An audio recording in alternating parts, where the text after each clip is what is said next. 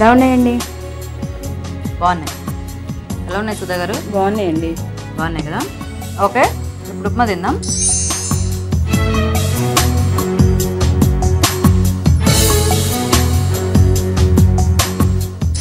ఎలా ఉంది?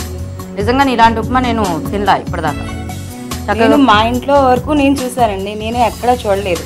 ఓకే, ఇది మా అత్తగారు మా ఆడపడుచు వాళ్ళ దగ్గర నేను నేర్చుకున్నాను ఇది. సో యాక్చువల్గా ఇక్కడ ఉప్మా చాలా బాగుంది అండ్ అలాగే బూరెలు కూడా టేస్టీగా ఉన్నాయి. ఎందుకంటే మనకి ఇప్పుడు బూరెలు అంటే పైపూత అలా పూర్ణాల పిండి అనేది కామన్ అన్నమాట. ఇది మైదాతో చేసినా నేను అంటే ఎలా ఉంటుంది అనుకున్నాను కానీ బాగుంది. అంటే మైదా మనకి పెద్ద ఎక్కువ లేయర్ లేదు కాబట్టి, సన్న లేయర్ కాబట్టి. ఓకే, సాయితీ ఏది బాగుంది నీకు? అండ్ బాగా రెండు కదా, ఒకటి చెప్పు. రెండిట్లో ఏది బాగున్నాయి చెప్పు సాయితీ. రెండిట్లో ఒకటి చెప్పు. This one or this one? నేను అడగను నేను అసలు. లలిత రాణి నువ్వు చెప్పమ్మా, ఏది బాగుంది? బూరెలు బాగున్నాయా, ఉప్మా బాగుందా? యాక్చువల్గా రెండిట్లో టేస్ట్ అంటే వెరైటీగా ఉన్న ఐటమ్ ఏంటంటే ఉప్మా. ఎందుకంటే రెగ్యులర్ గా ఉప్మా అంటే అందరూ కానీ ఇందులో మనకి సేమియా వేసినా కూడా పెసరపప్పు ఫ్లేవర్ ఎక్కువ తెలుస్తుంది. పెసరపప్పు కూడా మనం ఎక్కువ వేయటం వల్ల.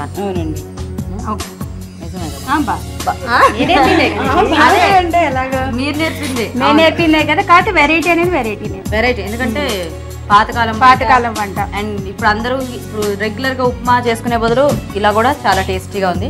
Very nice. సుధా గారు కంగ్రాచులేషన్స్ అండి, మంచి ఉప్మా చేసి పెట్టారు. మీకు కూడా అండి చక్కగా మంచి వంట ఆవిడకి నేర్పించి ఈరోజు మా అందరికి చేసి చూపించి అలా చేసినందుకు. ఓకే సుధా గారు, మీకు ఈటీవీ అభిరుచి నుంచి ఒక బ్యూటిఫుల్ శారీ అండి. థ్యాంక్స్ అండి.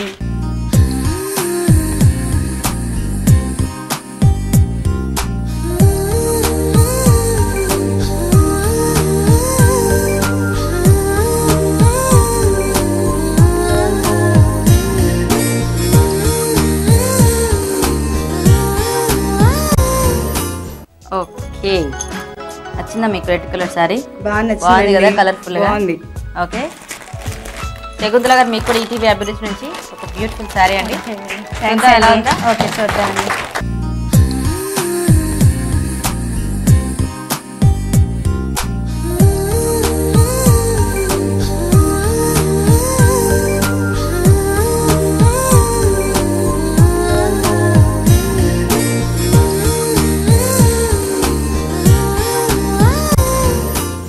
Okay, thank you so much అండి, మంచి ఊరించి వంటలు మాకు చేసి పెట్టినందుకు. బాయ్. మీ ఈటీవీ వారికి కూడా చాలా థ్యాంక్స్ అండి, మా ఇంటికి వచ్చి ఇలా మమ్మల్ని టీవీలో కనిపించేట్టు చేసినందుకు. ఓకే, యూ వెల్కమ్ అండి. బాయ్ అండి. బాయ్ అండి. చూసారు కదండి వాటి ఊరించే వంటల్ని. మరి మీరు కూడా ట్రై చేయండి. అలాగే మీకు తెలిసిన మంచి ఊరించే వంటల్ని మాకు చేసి చూపించాలంటే వెంటనే మాకు SMS చేయండి.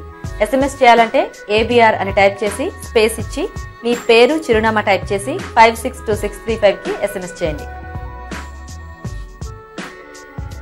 SMS డీటెయిల్స్ అన్ని కరెక్ట్ గా నోట్ చేసుకున్నారు కదండి. మరి ఇంకెందుకు ఆలస్యం, వెంటనే మాకు SMS చేయండి. మీకు తెలిసిన మంచి ఊరించే వంటల్ని అందరికీ చేసి చూపించండి. ఇది విజయవాడలో ఇవాల్టి మన ఊరించే వంట. రేపటి ఊరించే వంటలో మళ్ళీ కలుద్దాం. బాయ్.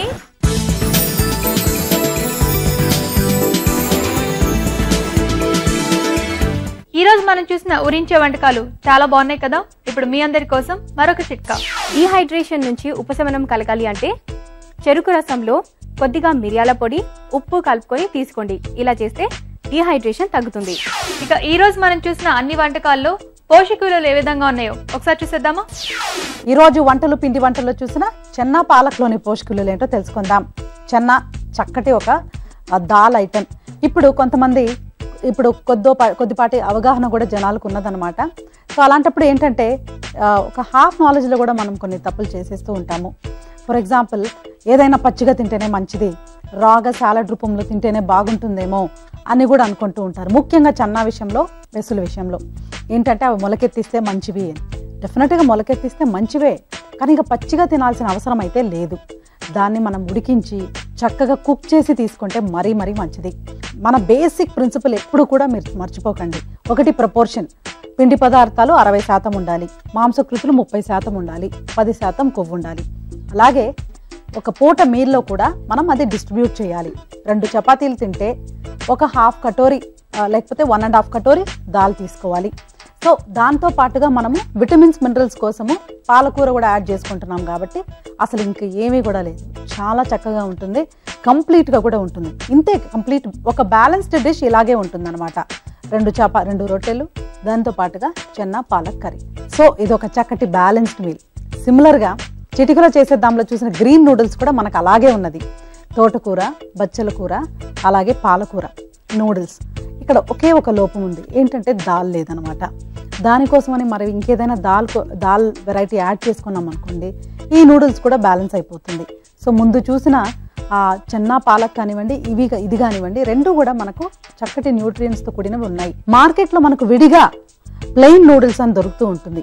అందులో కూడా మనకు whole wheat noodles, rice noodles super మార్కెట్స్లో పెద్ద పెద్ద షాప్స్లో కూడా మనకు దొరుకుతాయి. సో అవి తీసుకొని వచ్చి వాటిని మనం ఈ కూరాకు వెరైటీలతో కనుక యాడ్ చేసి తీసుకుంటే చక్కగా ఉంటుంది. అది ఆ టైప్ ఆఫ్ నూడిల్స్ చాలా మంచిది, కానీ నేను చెప్పిన ముందు package ready to eat noodles అనేది మాత్రం మంచిది కాదు. సో పిల్లలకు మనము చిన్నప్పుడే దాని బదులుగా దీన్ని అలవాటు చేస్తే చాలా బాగుంటుంది, వాళ్ళకి చక్కటి పోషక విలువలు కూడా అందుతాయన్నమాట. ఇక ఊరించే వంటలు చూసిన పెసరపప్పు సేమియా ఉప్మా, పెసర బూరెలు. ఇప్పుడు నాకు టేస్ట్ వైజ్ ఏది బాగుంటుందో మనం చెప్పలేము, కానీ డెఫినెట్గా పెసర బూరెలు కూడా టేస్ట్ చాలా బాగుండొచ్చు, కానీ పోషక విలువల పరంగా పెసరపప్పు సేమియా ఉప్మానే చాలా బాగుంది. చక్కగా నా ప్రిన్సిపల్స్ ప్రకారం వండారనమాట. అంటే ఇప్పుడు సేమియా మూలంగా మనకు పిండి పదార్థాలు, పెసరపప్పు మూలంగా మాంసకృతులు, జీడిపప్పు వాడడం మూలాన కొద్దిగా ఫ్యాట్. జనరల్గా నేను ఏం చెప్తాను, జీడిపప్పు ఇలా వంటకాల్లో వాడకండి, కానీ ఉప్మాలో విషయం ఏంటంటే దాన్ని మనం ఆల్రెడీ ఆయిల్లో ఫ్రై చేయకుండా ఊరికే సర్వింగ్ కోసమని పైన యాడ్ చేసినా మంచిదే, కానీ చాలా బ్యాలెన్స్డ్గా ఉందండి. ఉప్మా కూడా మనకు ఇలా చేసుకుంటే అది కూడా బ్యాలెన్స్డ్గా ఉంటుంది. అన్ని బ్రేక్ఫాస్ట్, మన సౌత్ ఇండియన్ బ్రేక్ఫాస్ట్ అన్నీ కూడా ఈ బ్యాలెన్స్ అనేది ఉంటుంది, ఒక్క ఉప్మాలోనే ఉండదన్నమాట. సో ఈ ఉప్మాలో ఈ పెసరపప్పు యాడ్ చేయడం మూలాన మనకు ఆ బ్యాలెన్స్ కూడా వచ్చేసింది కాబట్టి చాలా చాలా బాగుంది. ఇది మరింత బ్యాలెన్స్డ్గా ఉండాలి అంటే కొద్దిగా పాలకూర కనుక యాడ్ చేసుకున్నాం అనుకోండి, ఇంకా చక్కగా తయారవుతుంది, కలర్ఫుల్గా కూడా ఉంటుంది. సో పెసరపప్పు సేమియా ఉప్మా 100 మార్క్స్ అండి, చాలా బాగుంది. పెసర బూరెలు మనకు అందులో షుగర్ ఉంది, పైపెచ్చు అది డీప్ ఫ్రైడ్ కూడా. డెఫినెట్గా ఇలాంటివి మనము అసలు ఎంకరేజ్ కూడా చేయకూడదు, మంచిది కాదు. డీప్ ఫ్రైడ్ నేను రెగ్యులర్గానే చెప్తూ ఉన్నాను, అది ఒక మంత్రం లాగా మనం వాడుకుంటూనే ఉండాలి, తినకూడదు అని. ఎప్పుడైనా ఒకసారి అయితే ఓకేనండి, మంత్లీ వన్స్ పెట్టుకుందాం. మంత్లీ వన్స్ ఒకసారి deep fried item, monthly once ఒకసారి షుగర్. దానికన్నా ఎక్కువ ఫ్రీక్వెన్సీలో కనుక తీసుకుంటే డెఫినెట్గా అది మంచిది కాదు. ఇప్పుడు మీ అందరి కోసం మరొక చిట్కా, ఎంటీఆర్ మసాలా వారి చిట్కా. జామ్ బాగా గట్టి పెడితే అది తిరిగి నార్మల్ అవ్వాలి అంటే 1 టీ స్పూన్ గ్లిజరిన్ని వేడి చేసి జామ్ బాటిల్లో వేయండి. కాసేపు అయిన తర్వాత జామ్ నార్మల్ అయిపోతుంది. రాజు గారు, ఈ రోజు మీరు మాకు తయారు చేసి చూపించిన వెరైటీ నూడిల్స్, గ్రీన్ నూడిల్స్ తో పాటుగా చెన్నా పాలక్ కర్రీ కూడా చాలా బాగుందండి. ఓకే అండి, థ్యాంక్ యూ. ఈ వంటకాలు మీకు బాగా నచ్చాయి కదా? అయితే ఇంట్లో ప్రిపేర్ చేసుకొని చక్కగా టేస్ట్ చూడండి. అలాగే మీరు ఇష్టపడే వంటకాలతో పాటుగా మీ సలహాలు, సూచనలు కూడా మా అడ్రస్ కి రాసి పంపించండి. మా అడ్రస్ ఎంటీఆర్ మసాలా అభిరుచి, care of Eenadu television, Ramoji film city, Hyderabad 501512. ఇవ్వండి ఈరోజు ఎంటీఆర్ మసాలా అభిరుచిలో మనం చేసిన స్పెషల్ వంటకాలు. రేపు కూడా సరికొత్త వంటకాలతో మళ్ళీ కలుసుకుందాం. Until then bye.